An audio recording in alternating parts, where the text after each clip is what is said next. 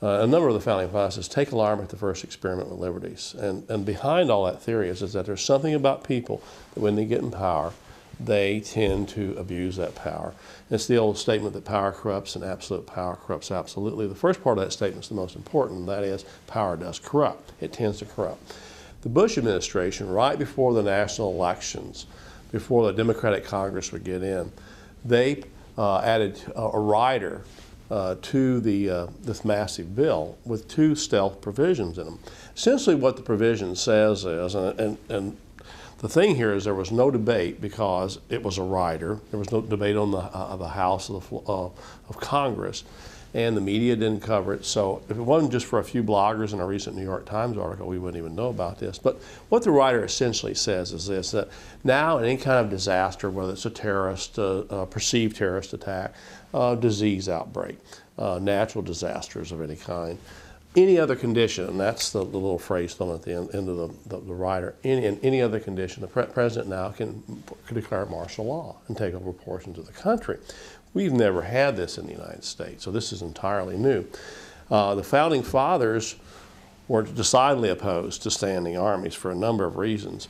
One is that it declares the Bill of Rights to be null and void. If you have a standing army and you have martial law, the president's a dictator. You can't get out of jail. I mean, there's no judicial review. There is no freedom of speech. There is no right to a lawyer.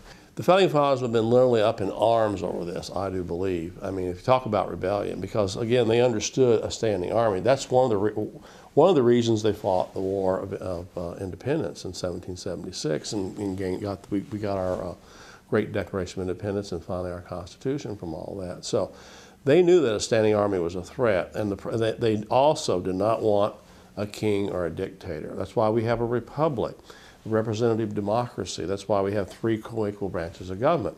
But what President Bush has consistently done over a period of time is he's collapsed all power into the executive, and that's what we see. And it's what we have in effect now with these latest actions by the Bush administration is a dictatorship. Well, the media is to blame. The media doesn't report the news, and we know that. I mean, anybody that keeps up with the news has trouble finding what the news is. In fact, the news didn't really report this. The New York Times just a recent article reported the fact that this had happened several months ago. Why didn't we know about it when it happened? Well, we don't have good reporters, obviously, out there getting the news. Congress is to blame. Congress is totally ineffective in controlling the president at this point in time, even the so-called Democratic Congress. We should all be let down. And the Bush administration, I believe, is the most to blame because the Bush administration has consistently sought ways to gain more power and disregard the Bill of Rights. And I think we have a wake-up call, and this is the final one. If we don't heed it, then I think that there's, with the next even minor terrorist attack, we could move into martial law and a total dictatorship. At that point in law, there will be no rights for anyone. The Constitution will be suspended.